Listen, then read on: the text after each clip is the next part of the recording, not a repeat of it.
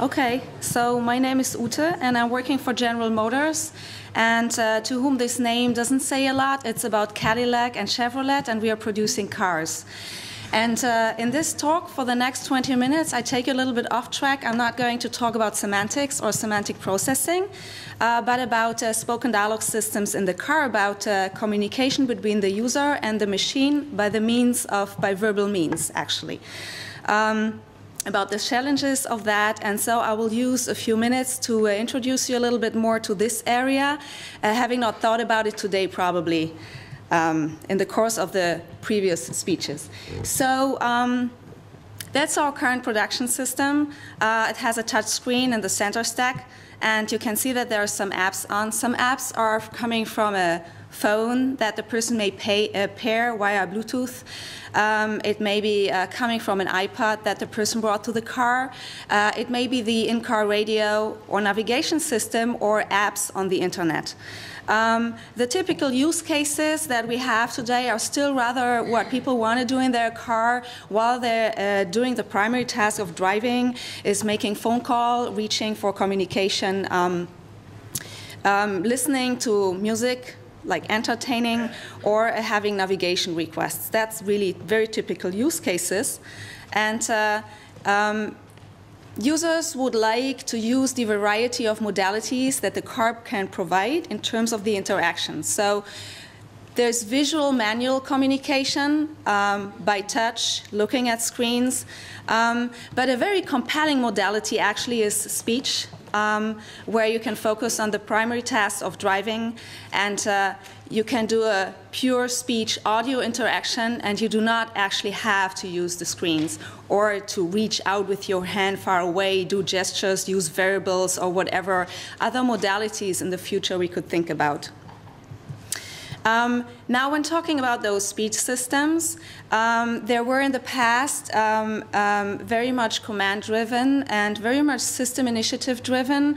So the system would give a prompt and tell the user what exactly the system expects the user says, and the user had to say this particular piece of information. The most important change within this is actually that, and also driven by mobile phones with server-based speech systems, that people would like to talk in natural language to the system. It's their expectation from those systems, and we have introduced this in model year 13 first. So this has a lot of consequences. A few of them I wrote down here. I'm not going so over much into it, but with expressing themselves in more natural means, they also have higher system expectations if the system can understand that. So for instance, one of the typical things that people do, they adapt to their communication partner, and so they actually expect the system to learn their habits and to adapt back to the user, having kind of a mutual team approach in that continuous communication sequences over time. So I just want to show you, and of course the links and the embedded videos didn't work, so I will go out for a second here. A short video how this would go in our production system, and the question is now, which of the videos would this be?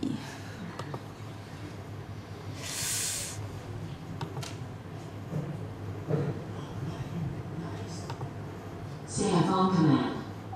Call Dave Smith on his mobile. Calling Dave Smith on mobile. So you can get the idea. It's a very early system with a lot of response delay, and the voice is not so nice either. We have improved over time, and we are going to continue to do that. So this is a command which we call a one-shot. The person can say everything in one utterance, but people sometimes decide to go a little more flexible. I'm not showing this video, but you can see here how this dialogue would evolve. And because as in mobile phones, we cannot so much rely on the screens, we have to allow for this flexibility in a dialogue situation. We have to have error strategies within dialogue situations like confirmations or disambiguation sequences, all by verbal interaction, and can only a little bit support this interaction by other modalities such as visuals. So now, how would this look like in terms of the technology? hard to see a little bit. I've chosen the wrong colors. But in general, the speech system is just part of an overall HMI system.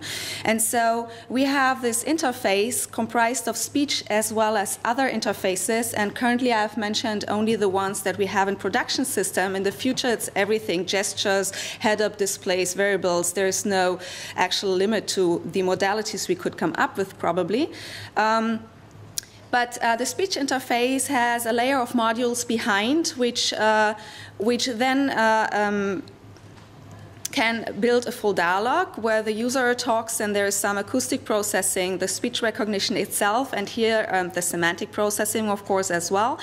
And then on the other side sits the machine with the dialogue control and knowing the apps and the content and generating a message back to the user and deciding how to go on. So now this is actually, so far, all local systems. It's embedded with all its limitations, low CPU, low runtime memory, low memory at all, a lot of delay, these kind of things. On the other hand, very well-defined use cases, 1 to 3 users for a car, can be optimized very well for those situations. Now we go hybrid. In our next models, we actually want to use, such as mobile phones, the world of cloud. And so what we are going to do, we are going to do part of the speech recognition in the cloud. This is the setup we could come up with. One could also think of not sending the full acoustic signal out to the cloud, but only the extracted features or however. But this is a potential setup. And the good thing about it is that the speech recognition could then make use of all the content in the internet and of all additional apps that are in the internet and we cannot actually bring to the car. Okay, so, and here's actually the thing now. Thinking about users wanting to do natural language and having those hybrid systems available in the future, sending out the acoustic signal to multiple speech recognizers, collecting the information back, arbitrating the results, and thinking of what we can do. There is actually pros and cons to each of those speech recognizers. And I'm going to talk now about the coverage, how much the out-of-vocabulary rate would be, which is very low for sending an acoustic signal to the cloud, versus the local ASR, where we have actually high accuracy for use cases we have treated and which have limited content in the car, but we have a very low coverage for everything outside. So, and the other is that in the cloud, those cloud recognizers are never optimized for a specific user, so we cannot really do adaptation for any purpose. This is what we can do on local machines. And so I'm talking about coverage, accuracy, and adaptation, and how actually to make best use of both of those worlds. So this is so, and particularly, when we are optimizing this, I'm going to look at the problem now of how we optimize the recognition performance to the variety of natural language utterances for typical in-vehicle use cases, which is then optimization of the language model architecture that we have. And so we have done this particular research part with Carnegie Mellon University. You may have seen it on the first slide with Professor Alex Rudnicky and with his PhD student Ming, who has also done part of these slides. So the questions that he has answered, or we have together answered, is then, what is a good form of local ASR language model? Because we can bring into a local architecture finite state grammars, probabilistic or not. We have used a probabilistic one here. Or we could bring statistical language models, each with its advantages and disadvantages, and the answer will be depends. Can we improve performance when local ASR is combined with cloud ASR? Does it make sense to go hybrid, in other words? The answer will be yes. And how much training data is needed if you want to do useful adaptation for preferred natural language utterances of the limited amount of users for a car? Not much will be the answer. So we have this experimental setup then, that we mainly have phone utterances collected. That's a very limited use case, and we may come up with different results for different use cases, but this is what we came up with from different users and many utterances per user. We have used as local recognizer the Pocket Sphinx with the US English generic acoustic models, and we have used as cloud recognizer the Google ASR. These are not the production recognizers, of course. It was just an academic industry collaboration, and when getting this into production, we would have to verify everything would work on our production recognizers as well. So we have done then a tenfold cross-validation in everything I'm going to present now. And in the first experiment, we have tested the local language models, what would be a good architecture for those. This is actually old news because we have this already in production system. I still want to show it for a second so you know how these experiments could proceed and why it makes sense to do it this way. And I will use OOL as the rate for how often a sentence is not seen in the training data. So when we just run the local recognizer, the Pocket Sphinx, with either statistical language models or FSGs, finite state grammars, you can actually see that for any in vocabulary, in language utterances, the finite state grammar outperforms all the other options, whereas a statistical language model, for us it was a trigram, would outperform then the FSG if these are utterances which are out of language, because the statistical language model is just trained on a larger corpus of utterances. The FSG usually allows for a very limited amount of very frequently observed utterances.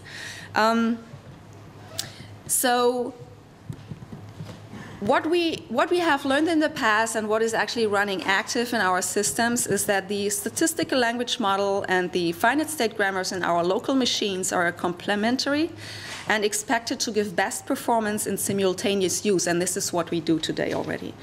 So now, if we go hybrid now, why should we go hybrid? Intuitively, when really the decision is about coverage versus accuracy in language, out of language, then we could use the cloud recognizer to compensate the local recognizers for anything which is out of language with the local recognizers, or which are rare word sequences in the training data and which we actually otherwise will probably not recognize very well or with low confidence.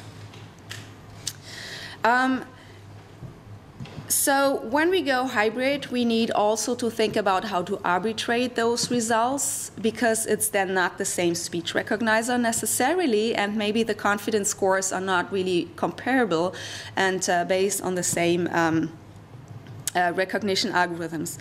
So in general, we have done this. We have trained the FSGs and the SLMs only on 50% of the data and 20% for the local machine, and 20% we have actually left as something that would probably better perform in the Google ASR, just to give some advantage also to this. And overall, on all these 70%, we have trained the classifier for arbitrating the results, and we have 30% left as test on all those phone utterances.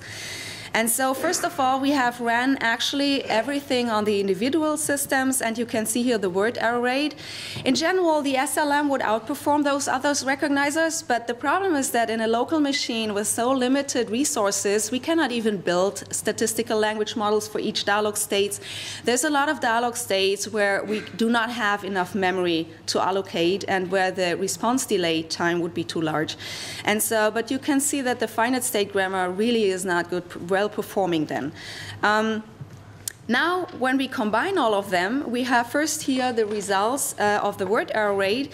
If we combine it, assuming that we have a correct result arbitration of 100%, just to see how those combinations do the recognition in that case. And here we can say that we get a high improvement if we combine all of those three recognizers, assuming the result arbitration is perfect. And any of those four combination actually outperforms any single recognizer here. So now the result arbitration would somehow be a very crucial part of that, and actually here we have not optimized this. We have just we have gone very simple. We have used either logistic regression for 2 of the systems together, or k-nearest neighbors for 3 of the systems together for selecting the correct recognizer in each case. And we have based it on very simple features which do not look so very intuitively without analyzing the data. It's the number of words in each hypothesis, like how long actually is the hypothesis, and also the utterance acoustic scores if were available.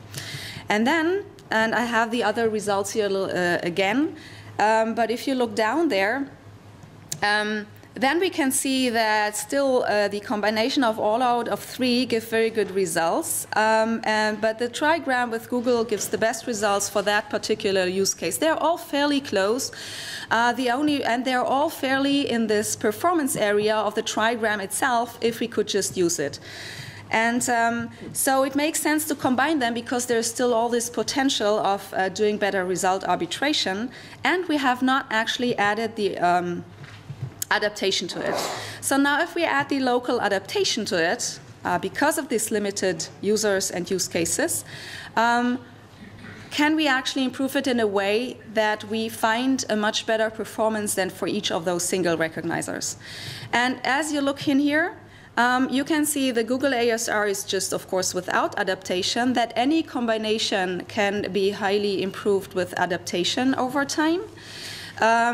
And the adaptation occurs fairly quickly in the beginning.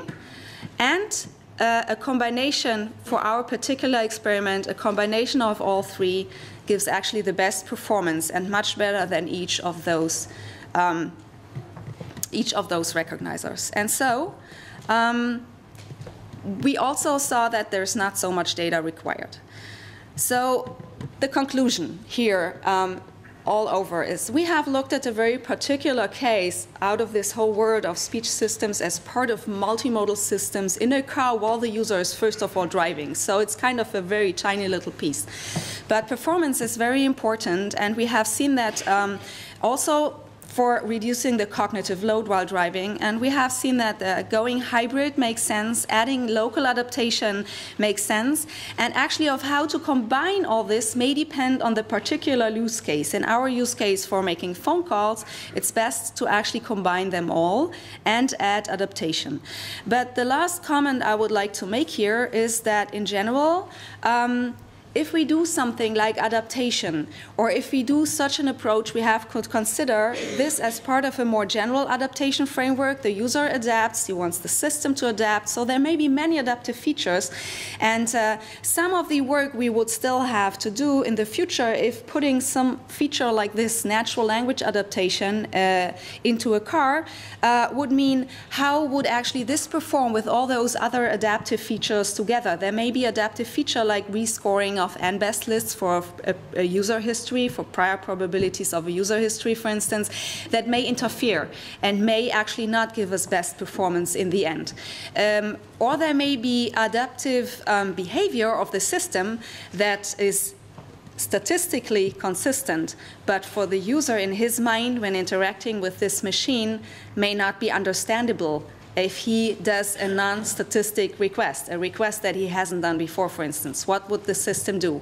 Is there some weird reaction of the system that the user will not understand? And so there is actually a lot to do still to get something like this into the car. And just in the end, I would just like to show you a video that is more related to a semantic challenge, maybe. This is why I thought I should choose it. Which one would it be? Well, it's a few, yeah. I just get it up again. This was an on-the-road study we have done. Give me WFM, give me what's it called, FCR. FCR. Please confirm 88.5 FNWFCR. Good. Good job. Tuning radio to 88.5 FNWFCR.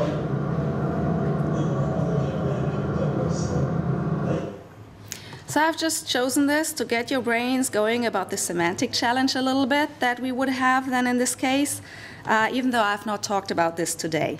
So thank you.